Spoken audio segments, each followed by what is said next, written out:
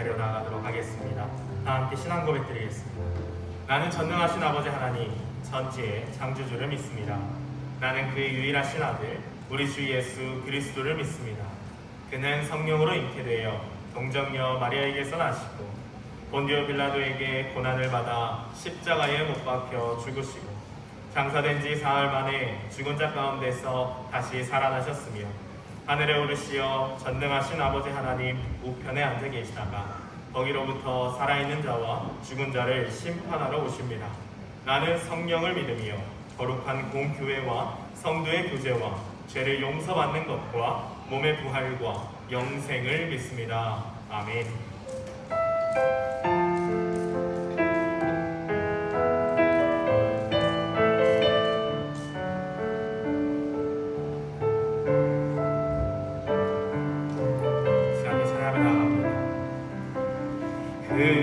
그는 나의 주 아버지 내 영혼을 불밭에 누이시고 새와 나무의 노래로 내 맘을 위로하여 주시네. 양들이 주인 찾듯이 오직 한 목자인 내 주님을 내가 찾고 또 따르니 주 곁에 나를 메어 주소서. 주는 내 피난처 내 요새 되시니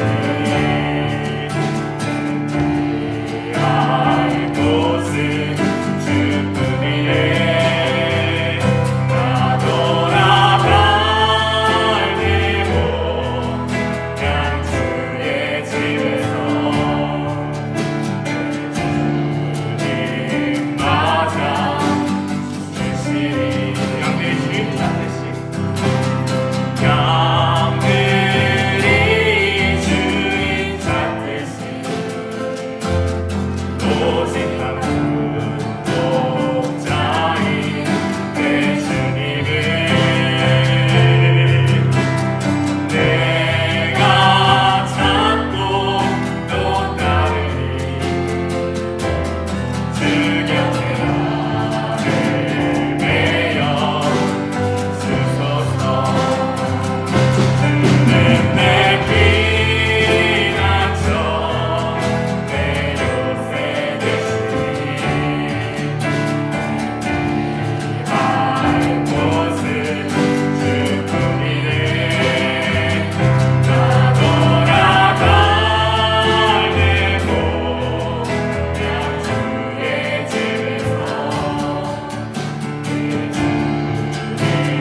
맞아 다시 한번 고백합시다. 주는 내 피난처 내 요새 되시니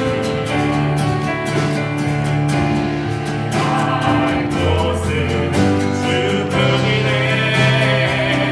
나 돌아갈 내 고향 주의 집에서 내 주님 맞아 다시 한번 고백합시다. 내 피난처 내 요새 되시니 할 곳은 주뿐이네. 나 돌아갈 내 고향 주의 집에서 내 주님 맞아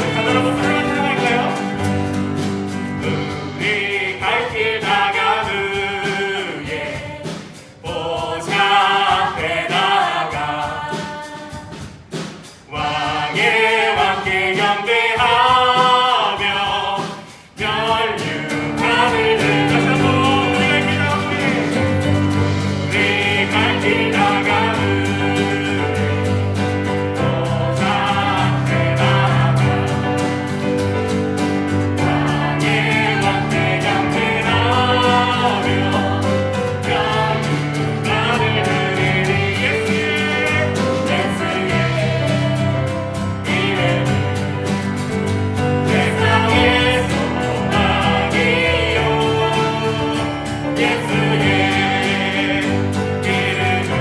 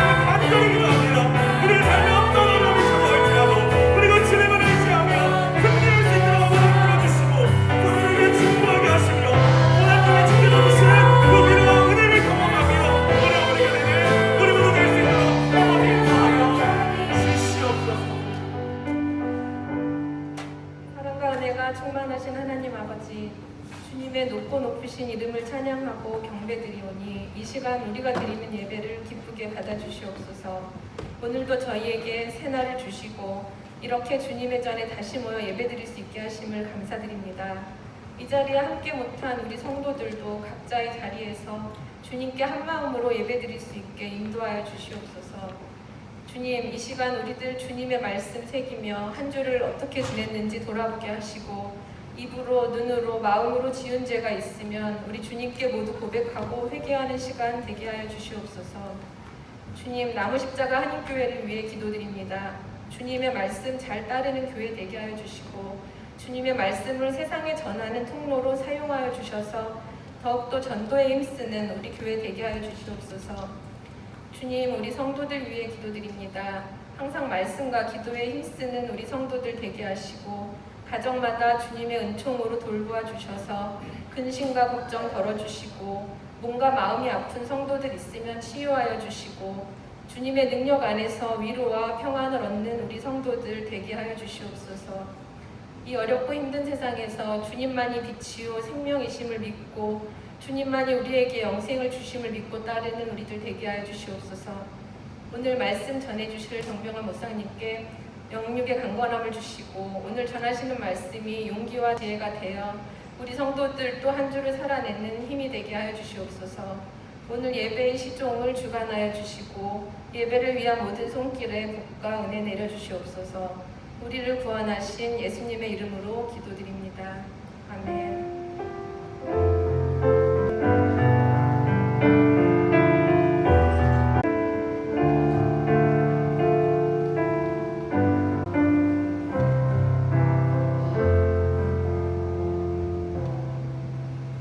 교회 소식 전해드리겠습니다. 주님의 은혜가 우리 각 성도들 가정 위에 함께 하시기를 축원합니다. 첫 번째 소식은요, 여호수아 청년 목장 모임 안내입니다. 새롭게 시작된 모임이 2월 6일 다음 주 주일 오후 4시에 사무실에서 진행됩니다. 그리고 격주로 주일 오후와 수요일 저녁 예배 후에 현장과 온라인 모임으로 진행될 예정입니다. 위에서 기도해 주시고 또 우리 청년들도 적극 동참해 주시기를 부탁을 드리고요. 궁금한 사항 있으면 이원희 목사님에게 연락하시기 바랍니다. 두 번째 소식은요, 릴루엣 원주민 선교 소식입니다. 원주민 아이들을 위한 온라인 튜터 봉사자를 모집을 합니다. 기간은요 2월 21일부터 3월 18일까지고요. 주 1회 1시간씩 튜터를 해주는 겁니다. 고등학생 이상, 세컨더리 이상 학생들이 자원하실 수 있습니다. 조금 더 자세한 내용을 알기를 원하시면 저에게 문의하시기 바랍니다. 세 번째 소식입니다. 지하 예배당 공사가 본격적으로 시작이 되었습니다. 그래서 우리 자녀들, 현장에서 예배드리는 자녀들은 지하실에 가급적 내려가지 않도록 여러분들 잘 보살펴 주시기를 바랍니다. 대략 한 3개월 정도 예상을 한다고 그러는데요. 캐네디언 시간은 조금 더 어떻게 될지는 좀 기대를 해봐야 될 것 같습니다만 속히 끝나서 좀 우리 친구들이 자유롭게 예배드릴 수 있었으면 좋겠습니다. 네 번째 소식은요, 봉헌 안내인데요. 현장과 온라인에서 자유스럽게 하실 수 있고요. 또한 여러 가지 건강 상태로 인해서 온라인상에서 예배드리는 우리 성도들에게도 주께서 함께 하시기를 계속 기도하겠습니다. 이상 교회 소식 전해드렸습니다. 한 가지만 더요. 기부금 납입 증명서 신청하신 대로 이메일을 통해서 또는 프린트아웃해서 뒤에 준비가 되어 있습니다. 혹시 주소가 잘못됐거나 여러 가지 정보가 조금 오차가 있을 수 있습니다. 그래서 혹시 오차가 있는 분들은 꼭 연락하셔서 수정 확인하시길 부탁을 드립니다. 이상 교회 소식 전해드렸습니다. 다 함께 일어나셔서 자녀들을 위해 축복하는 시간 갖겠습니다.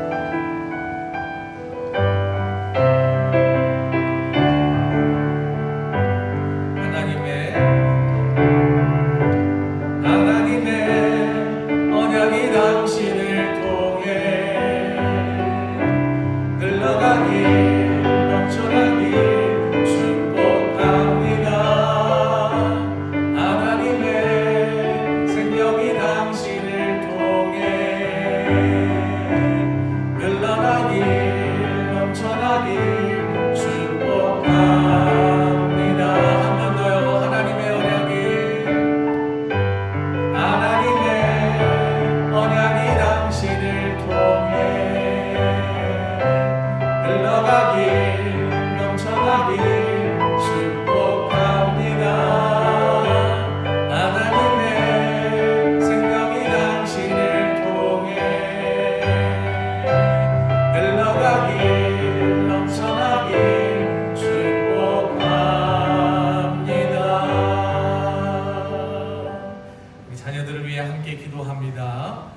사랑의 하나님, 우리 아들, 딸들에게 하나님을 경외하는 지혜를 주옵소서.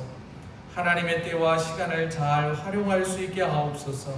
그래서 은혜 받을 만한 때에는 은혜를 받게 하시고 구원의 날에 구원의 은혜를 모두 누리는 아들, 딸들 되게 하여 주옵소서. 하나님 지혜 주셔서 하나님의 말씀을 바르게 이해하고 적용할 수 있게 하여 주옵소서. 거짓 복음과 이단의 속임수에 빠지지 않게 하여 주옵소서. 성령 충만한 자가 되어 세상에서 빛의 사명 감당하게 하여 주옵소서. 학교에서 배우는 수업을 잘 이해할 수 있는 지식도 주옵소서. 이 땅에서 리더가 될 수 있도록 지혜와 인성과 지식과 달란트를 골고루 갖출 수 있게 하여 주옵소서. 좋은 습관과 자기관리를 할 수 있게 하여 주옵시며 이 모든 지혜와 지식이 하나님께 있음을 깨닫게 하여 주시옵소서. 각 가정의 부모님들을 위해 기도하오니 자녀들을 주님의 말씀으로 양육할 수 있도록 성숙한 믿음을 우리 부모들에게 허락하여 주옵소서. 말로 삶으로 그리스도인의 삶의 모범을 보이는 부모가 되게 하여 주옵소서. 각 목장의 교사들을 축복하셔서 맡겨진 교사의 직분 잘 감당할 수 있도록 건강과 영혼의 평안함을 더해 주옵소서. 이 모든 말씀 우리 주 예수 그리스도 이름으로 간절히 축복하며 기도하옵나이다. 아멘. 자, 현장에 있는 친구들은요 목장별로 예배드리고요, 가정에서 있는 친구들은 부모님과 함께 끝까지 예배 잘 참여해 주시기를 바랍니다. 찬송가 543장 찬송 부르시면서 봉헌하겠습니다. Oh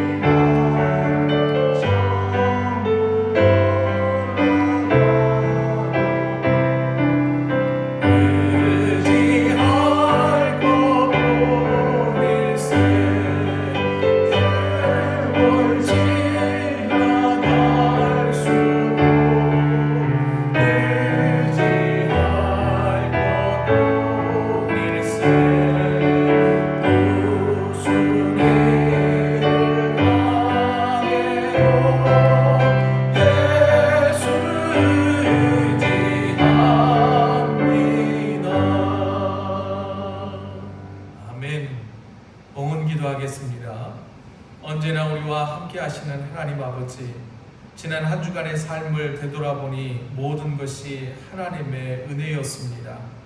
기쁠 때나 눈물 골짜기를 지나갈 때에도 하나님이 우리 곁에 계셨다는 사실을 기억하며 감사드립니다.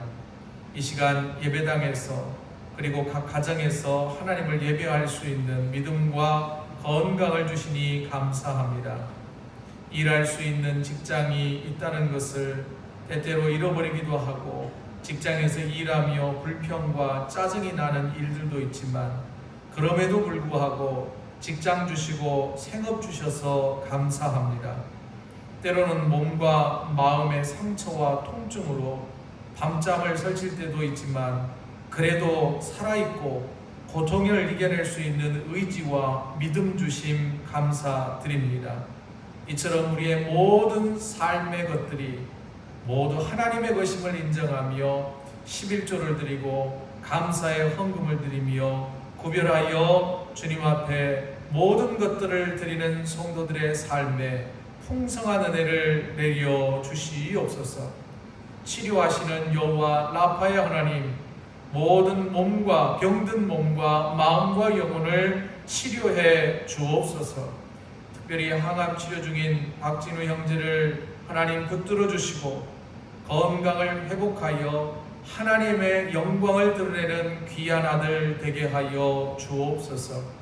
여러 가지 육신의 연약함 때문에 가정에서 예배드리는 성도들이 있습니다. 하나님께서 속히 털고 일어나 일상을 회복할 수 있게 하여 주옵소서. 땅끝까지 복음을 전파라 하신 주님의 말씀에 순종하여 선교 헌금을 드립니다. 퍼스트 스텝스 사역을 위해 기도합니다. 북한은 계속해서 미사일을 쏘아대며 무력 시위를 하고 있습니다. 그러나 그 땅에 살고 있는 굶어 죽어가는 갓난 어린이들이 있고 병 들어가는 산모들이 있습니다. 그들을 돕기 위한 퍼스트 스텝스의 사역 위에 하나님 은혜를 베풀어 주시옵소서.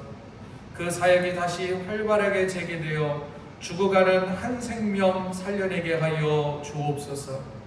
이디오피아 현지 교회를 돕는 페트로스 네트워크 사역과 릴루엣 원주민 선교를 통해 하나님 나라가 확장되게 하시고 우리 성도들의 믿음이 선교지에 전달되게 하여 주옵소서. 그리하여 우리 모두가 함께 기뻐하고 함께 하나님을 찬양하는 그 축복을 누리게 하여 주시옵소서. 성도들의 삶의 필요를 채워주시고 하늘의 신령한 은혜와 땅의 기름진 축복을 가득 내려 주옵소서. 이 모든 말씀 우리 주 예수 그리스도의 이름으로 간절히 기도드리옵나이다. 아멘. 오늘 우리에게 주시는 하나님의 말씀은 신약성경 요한복음 9장 1절부터 12절 말씀입니다. 요한복음 9장 1절부터 12절 말씀 우리 한 목소리로 함께 읽겠습니다. 시작.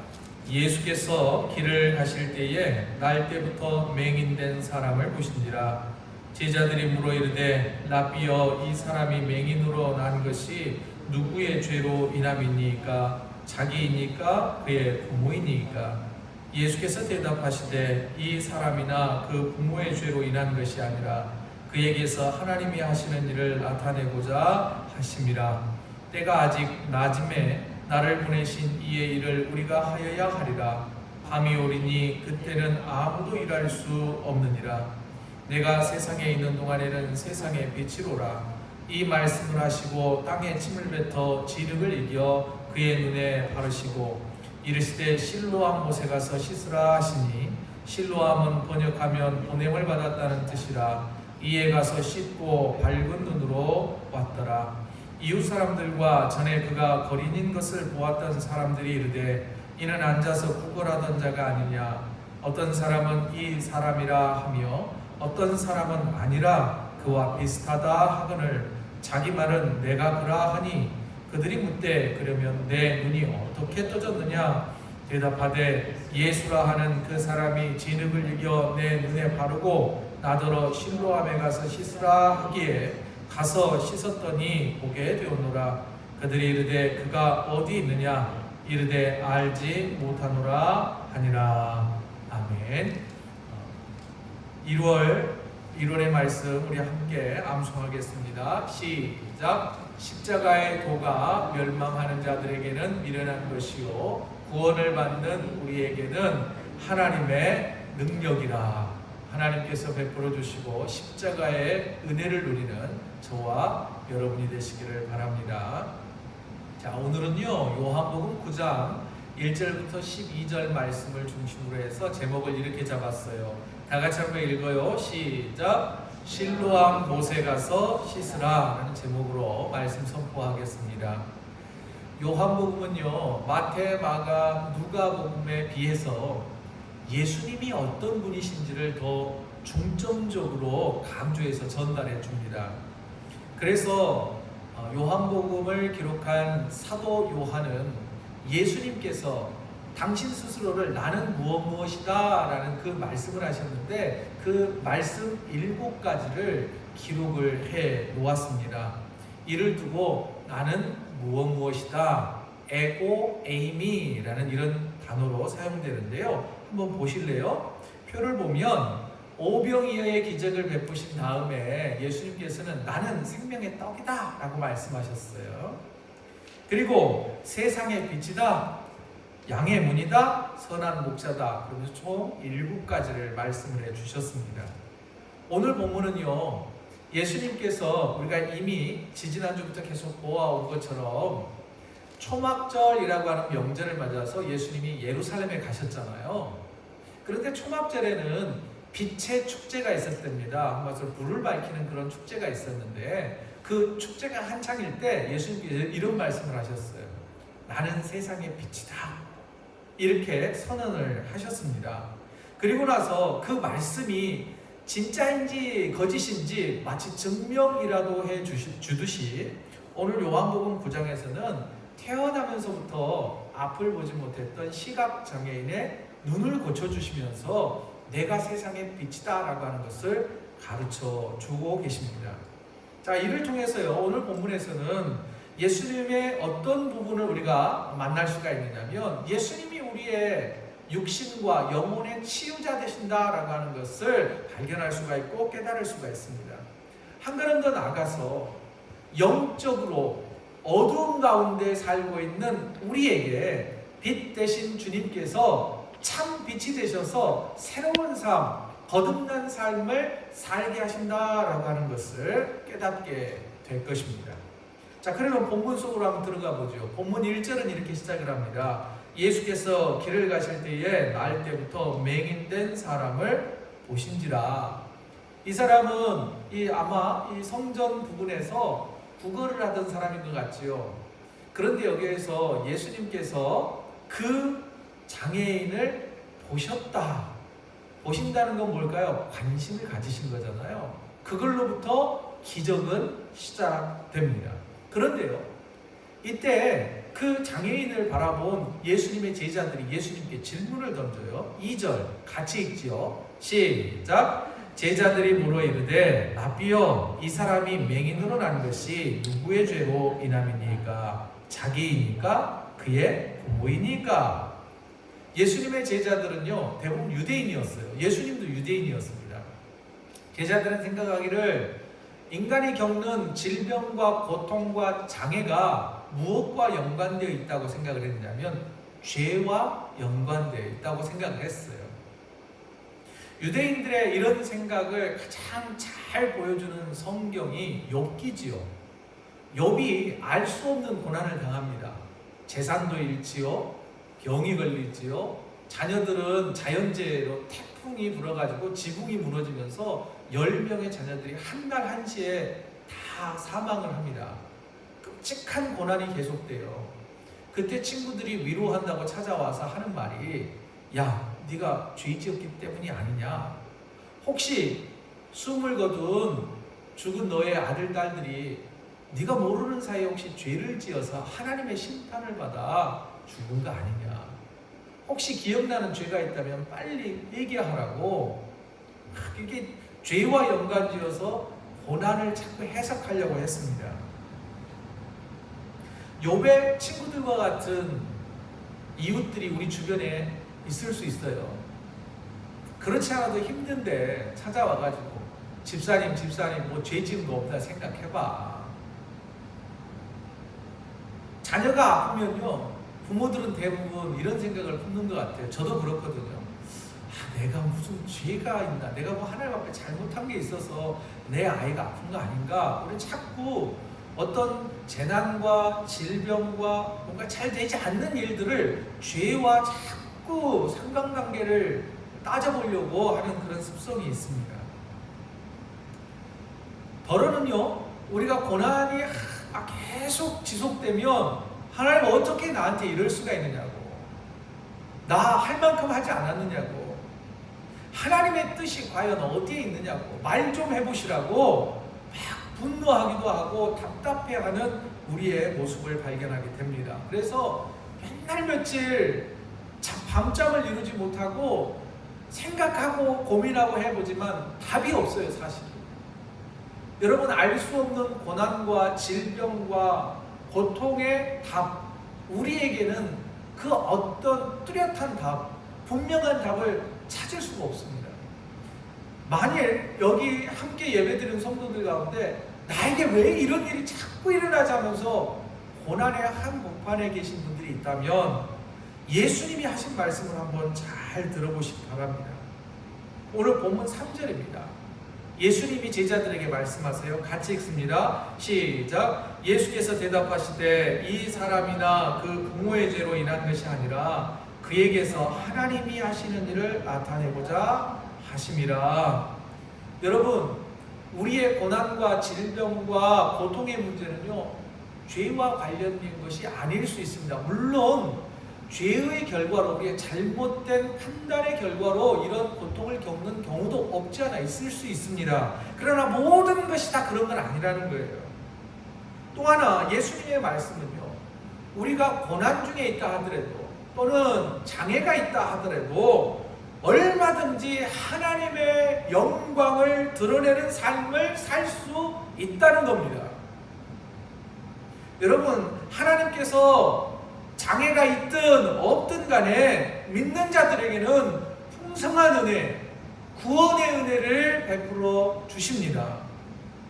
본문 3절은요, 자칫 잘못하면 하나님은 당신의 영광을 드러내기 위하여 우리에게 고난을 주신다라고 이해하시면 절대 안 됩니다. 여러분, 하나님은 우리의 고통과 불행과 장애, 실패를 당신의 영광을 드러내기 위하여 사용하는 그런 화려치한 분이 아니라는 거예요. 남의 고난이 나의 기쁨이 아니고 이웃의 실패가 나의 성공의 지름길이 아니란 말입니다. 하나님은 그렇게 살기를 원하지 않으세요. 하나님은 절대 그런 걸 통하여서 영광 받으신 분이 아닙니다. 본문 3절을 좀 더 깊이 묵상해 볼 필요가 있습니다. 그러면 우리가 알 수 없이 당하는 고난과 질병과 아픔과 실패, 이게 어떻게 하나님의 일을 나타낼 수 있단 말일까? 나의 의지와 상관없이 당하는 고난을 어떻게 이해하고 적용하면 좋을까에 대해서 좀 묵상을 더 해보자는 겁니다. 여러분, 혹시 고난 중에 계십니까?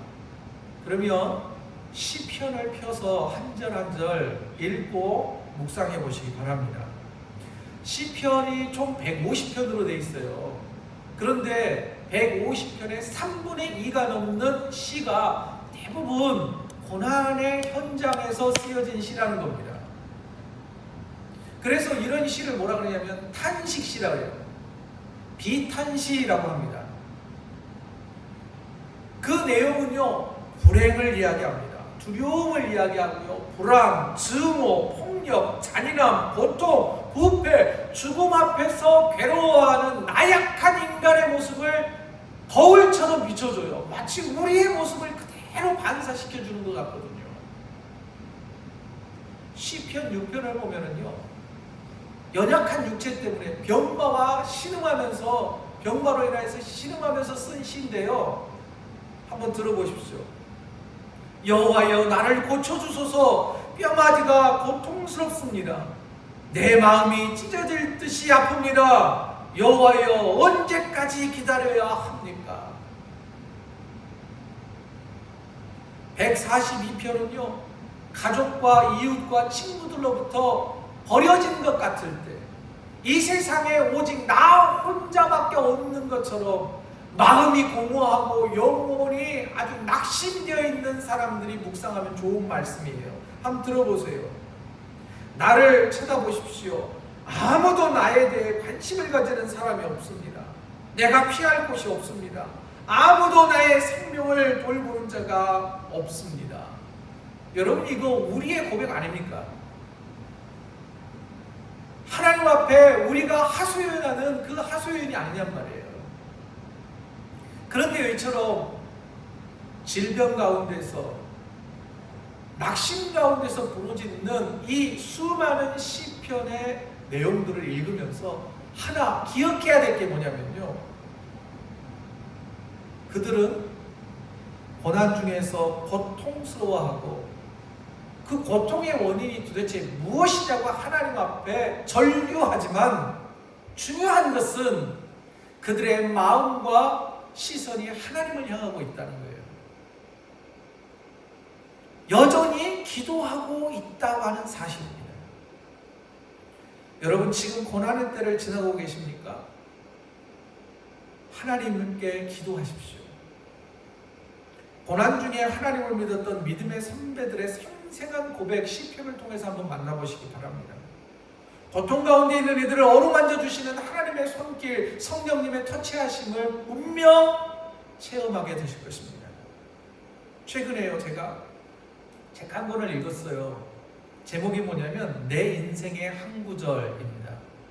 부제는 말씀이 삶이 되다 라는 책인데요, 총 17명의 제자들이 자신의 이 사연들을 묶어놓은 책이에요. 다시 말하자면 17명의 저자는 목회자도 있고 어떤 NGO 단체의 대표도 있어요. 공통점 크리스찬이라는 거죠. 크리스찬들이 절망과 포기하고 싶을 때, 고난의 수렁텅이를 지나갈 때 나를 살려주고 나를 붙들어준 그 한 구절의 말씀이 있었다는 거예요. 그 말씀이 무엇인지를 소개하는 내용인데요, 서문에는 이렇게 되어 있어요. 그 17명이 쓴 삶의 고백에 이런 표현이 있습니다.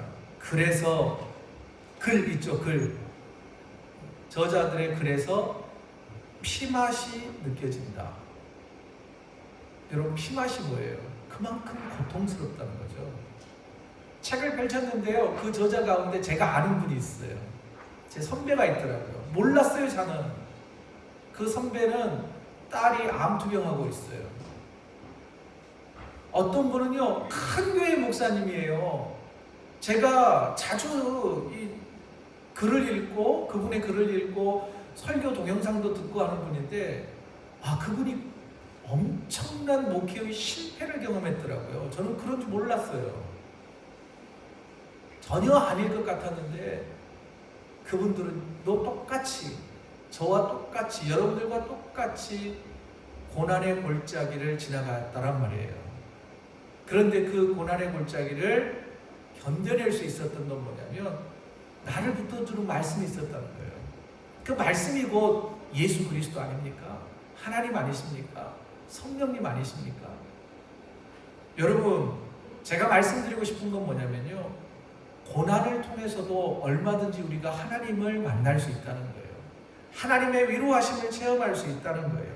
오늘 본문 속 시각장애인을 보십시오. 만일 그가 장애를 가지고 있지 않았더라면 마침 내가 세상의 빛이라고 하시는 말씀을 현장에서 증명할 때 그가 기적의 주인공이 될 수 있었을까요?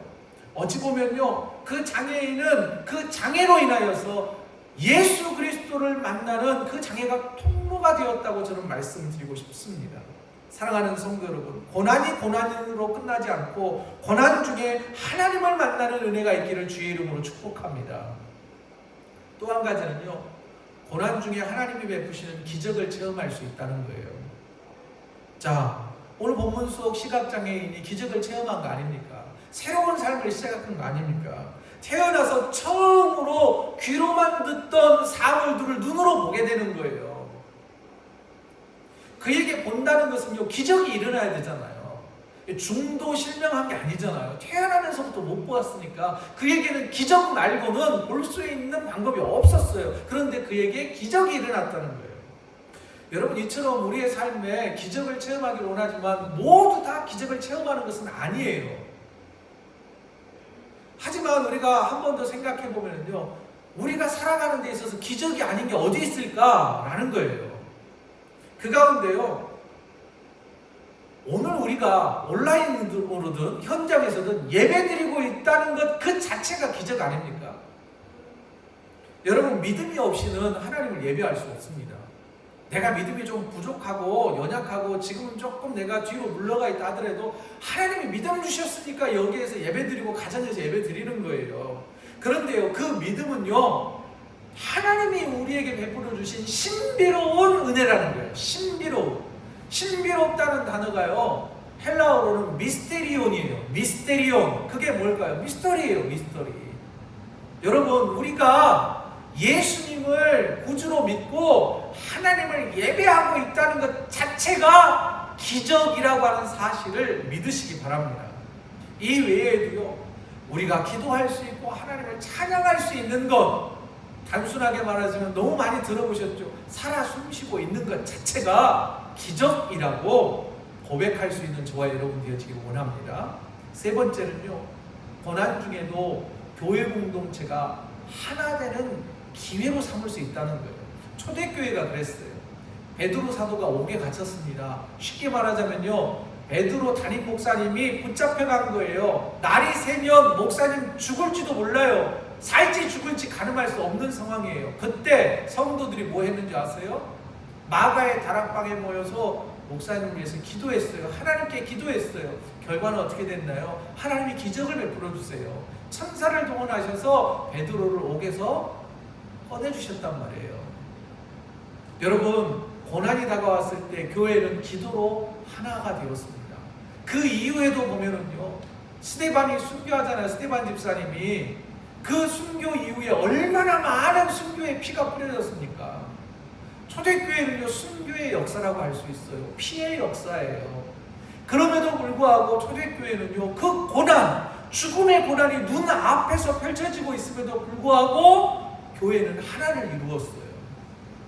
여러분, 이처럼요, 고난이 올 때 교회는 더욱 똘똘 뭉쳐서 하나됨을 유지할 수 있다는 것을 기억하십시오.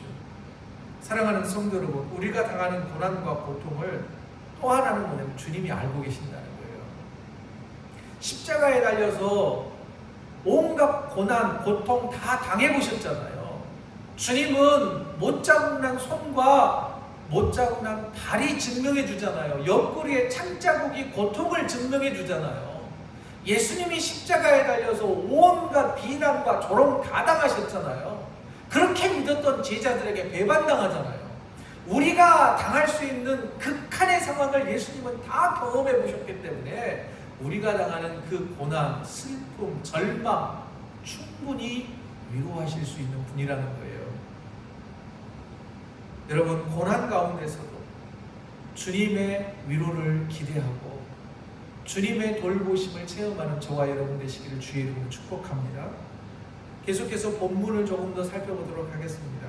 5절이에요. 같이 읽어요. 시작. 내가 세상에 있는 동안에는 세상의 빛이로라. 예수님이 세상의 빛이라고 하는 사실을 기억하십시오. 칠흑 같은 고난의 밤을 지나고 있는 성도, 저와 여러분들에게 빛 대신 주님만이 희망이 된다는 것을 기억하시기 바랍니다. 또한 빛 대신 예수님께서 시각장애인을 고쳐주신 것처럼 우리에게도 새로운 삶을 예비해 주신다는 거예요. 본문 6절 보세요. 이 말씀을 하시고 땅에 침을 뱉어 진흙을 이겨 그의 눈에 바르시고. 그런데요, 다른 병자들을 고쳐주실 때하고 이 맹인을 고쳐줄 때하고 조금 다릅니다. 패턴이 달라요. 그냥 말씀으로만 자, 누나 떠져라, 눈 떠라 이랬어도 될 텐데 더럽게 침 튀튀 뱉어가지고 진흙을 이겨서 또 그걸 눈에 바르잖아요. 여기에서 중요한 게 있습니다. 예수님의 침의 능력이 있는 게 아니에요.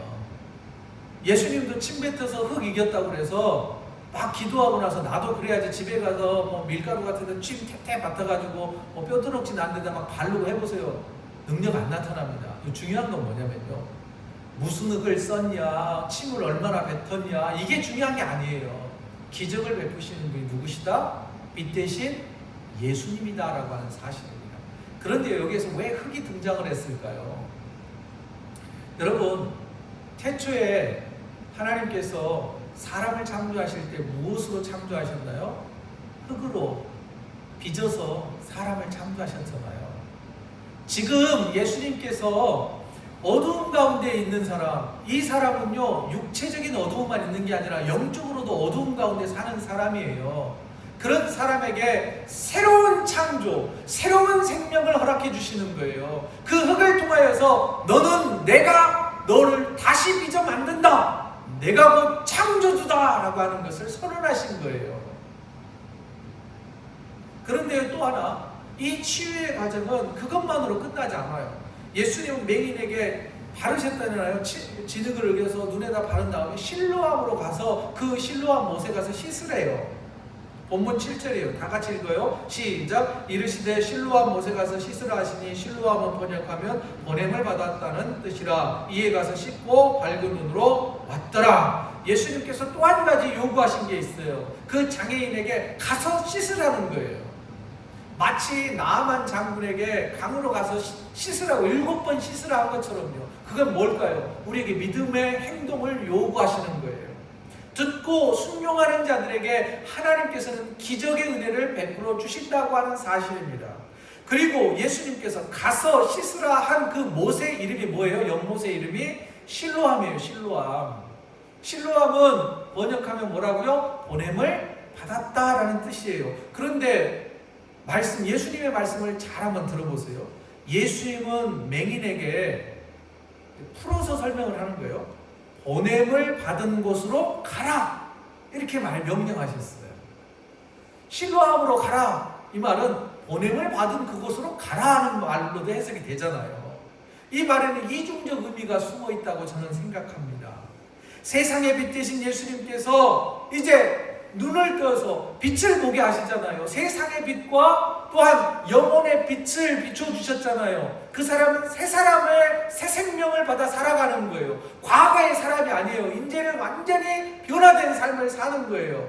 그런데요, 보냄을 받으러 가서 주의 복음을 전하는 것이 내가 새로 산 생명의 몫을 다하는 거다. 그로 인하여서 너는 하나님께 영광을 돌리는 존재가 될 거다라는 거예요. 앞서 죄 때문입니까? 아니, 하나님의 일을 나타낼 거야. 이 말의 의미가 이런 거예요. 본문 11절 보세요. 진짜 그랬는지 안 그랬는지 다 같이 읽어요. 시작. 대답하되 예수라 하는 그 사람이 진흙을 이겨 내 눈에 바르고 나더러 실로암에 가서 씻으라 하기에 가서 씻었더니 보게 되었노라. 누가 고쳐주었냐고 물으니까 예수라는 사람이 나를 고쳐주었다는 거예요. 나중에 종교 지도자들에게도 붙잡혀갔는데 예수님께서 나를 고쳐주셨다고 증언합니다. 예수를 증언해요. 이와 같이 우리도 어떤 상황에 처해 있든지 무슨 일을 당하든지 우리도 구원받은 자로서, 거듭난 자로서, 주 안에서 다시 태어난 자로서 보냄을 받은 제자의 사명, 전도자의 사명을 잘 감당해서 이 맹인처럼 하나님의 영광을 드러내는 삶을 살아야 되지 않겠습니까? 말씀을 정리해 보겠습니다. 고난 중에 하나님을 만나는 은혜가 있기를 바랍니다. 성령님의 따스한 손길, 위로를 경험하시기를 바랍니다. 또한 아픔과 고난 중에도 그 고난당한 형제자매들을 우리가 중보기도 하여 우리 교회 공동체가 한몸 되어지기를 소망합니다. 또한 우리의 삶의 형편이 어떠하든지 보냄을 받은 자로서 우리의 사명을 온전히 다 감당해서 하나님의 영광을 드러내는 저와 여러분의 삶이 되시기를 주의 이름으로 축복합니다. 이 시간 함께 기도하겠습니다. 기도할 때에 무슨 일을 당해도 예수 의지하게 하여 주옵소서. 고난 중에 기적을 체험하며 하나님을 만날 수 있게 하여 주옵소서. 그래서 보냄을 받은 자로서의 사명을 감당해 이 시각장애인처럼 하나님의 영광을 드러내는 그리스도인 되게 하여 주시옵소서라고 함께 기도합니다. 거룩하신 아버지 하나님 감사합니다. 새로운 삶을 살아가는 유명인과 같이 우리에게도 영적인 눈이 뜨여져서 빛 대신 주님과 함께 새로운 삶을 살아가게 하여 주옵소서. 고난을 통해서 하나님을 체험하게 하시고 믿음이 무뎌지지 않게 하여 주옵소서. 시편의 많은 기자들처럼 고난 중에서도 하나님을 낭망하며 하나님께 기도하는 성도 되게 하여 주옵소서. 주님, 그래서 우리도 보냄을 받은 자로서의 사명을 온전히 감당해 하나님의 영광을 드러내는 크리스천이 되게 하여 주시옵소서. 특별히 주님, 육신의 연약함과 삶의 여러 가지 고난 중에 있는 우리 성도들 하나님 붙들어 주옵소서. 넘어지지 않게 하시고 낙심하지 않게 하여 주옵소서. 주를 악망하게 하여 주옵소서. 이 모든 말씀 거룩하신 예수 그리스도의 이름으로 간절히 기도드리옵나이다. 아멘. 다 함께 일어나셔서 마침 찬송 부르고 축도를